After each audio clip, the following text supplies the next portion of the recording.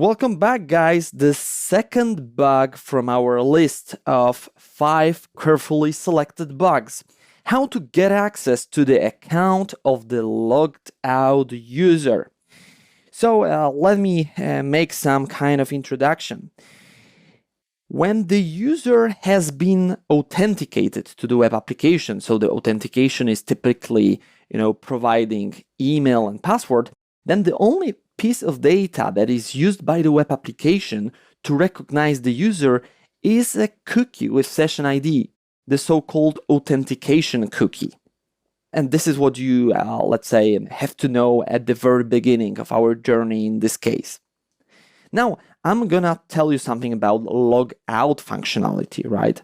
So the user is going to log out. And what typically happens in web applications is like this. When the user logs out, the authentication cookie is deleted from the user's browser. Well, it's deleted from the user browser, so the user can no longer go to his profile because, well, the user seems to be no longer logged in, right? Because there is no authentication cookie. It has been deleted. But the question is right now, does it actually mean that the user is really logged out?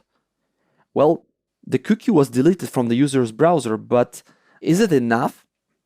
The answer is no, it's not enough.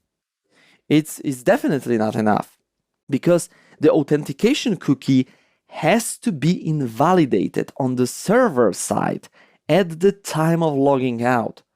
In other words, it doesn't matter what happens on the client side, so what happens in the browser of the user, like deleting the cookie with session ID. It doesn't matter. What matters is what happens on the server side. So you have to invalidate the authentication cookie on the server side at the time of logging out. Then the user is really logged out. If it doesn't happen, then the attacker can get access to the account of the logged out user. And now let me explain it even more. When you just delete the authentication cookie from the browser of the user, then the user seems to be logged out. But from the point of view of the server, from the point of view of the web application, the user is still logged in, right? So this is it. This is a kind of, it may be mysterious at the very beginning that the user seems to be logged out, but in fact, he is still logged in. But this is how it works. Now I believe that you follow my reasoning, and I have seen quite many web applications that were vulnerable to this kind of attack.